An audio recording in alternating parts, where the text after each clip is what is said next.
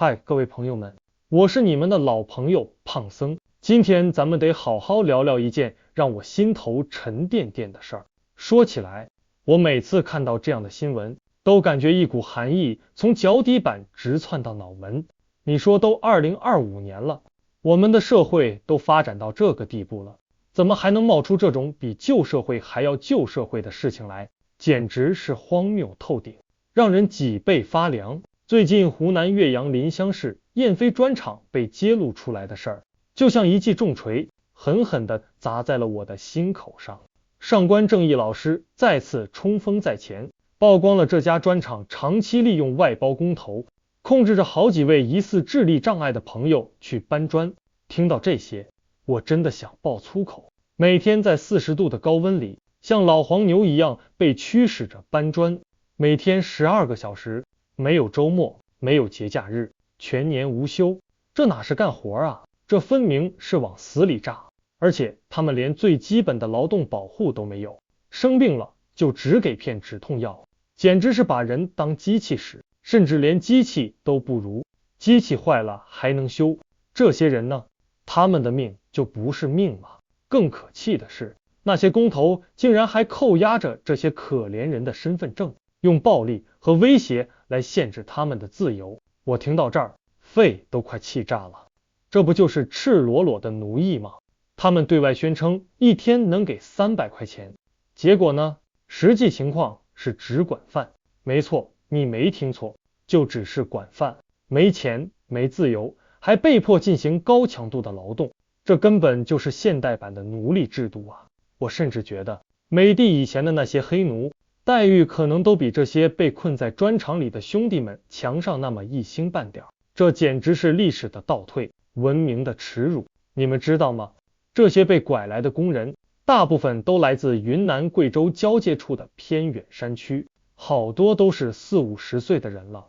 那些工头为了掩盖他们的身份，甚至还给他们改名字。更离谱的是，他们对外就轻描淡写的一句：哦，这是在路边捡来的。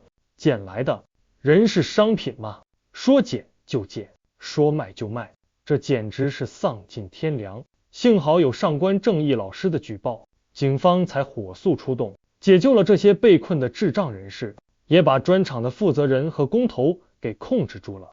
但是这里面还有一个更让人细思极恐的细节，那就是在报警后短短20分钟内，竟然就有人开车过来，想要把这些被困人员转移走。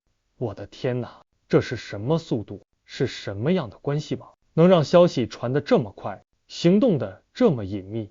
这背后到底隐藏着怎样的利益链条和保护伞？这让我不得不展开批判性思维。这仅仅是个别现象，还是冰山一角？如果不是新闻曝光，谁能相信在光天化日之下，竟然还有人敢顶风作案，大搞奴工的勾当？咱们来算笔账，看看这背后隐藏着怎样的血腥利润。拐几个智障人士，把他们的劳动力榨干，搬砖这活儿确实不需要太多的智力，只要有把子力气，埋头苦干就行。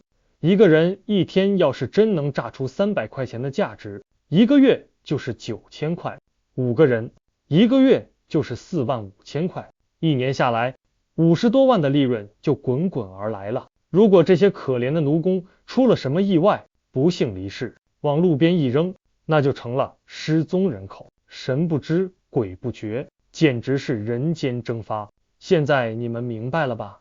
为什么总有人费尽心机的去拐骗智障人士？原来在他们眼里，这些生命不过是待宰的羔羊，都能榨出这么多油水。这就像是电榨团伙，他们专挑那些能熟练使用电子产品的人下手。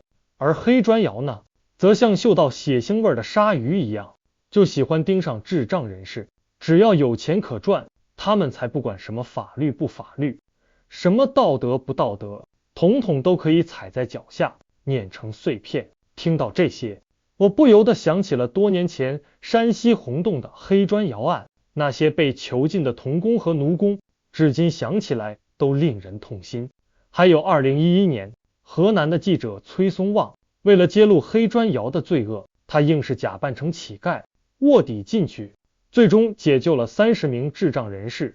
历史的车轮总是这样，不会简单的重复，但却总是在不经意间压着相似的韵脚，发出令人心悸的轰鸣。正所谓赔本的买卖没人做，杀头的买卖有人做。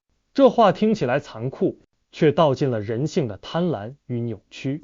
更让我感到无力和悲哀的是，去年我记得有个贵州男子出门打工，结果失踪了整整18年，在出现的时候，竟然是因为生病偏瘫失禁，没法再干活了，才被人像垃圾一样扔出来。他透露说，那个厂里还有31个人都是像他一样的奴工。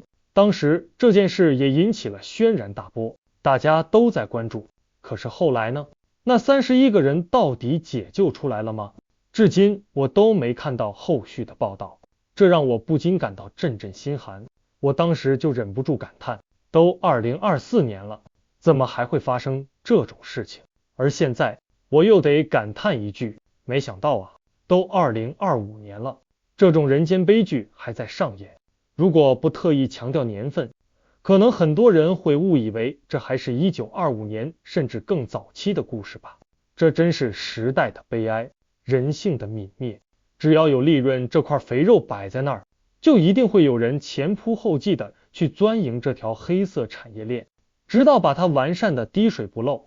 人口拐卖，它不只针对妇女儿童，所有人都可能成为受害者。可能有人觉得自己没什么用，但在人贩子眼里，你简直是浑身都是宝，无论是整个人还是零碎的器官，他们都觉得有用的很。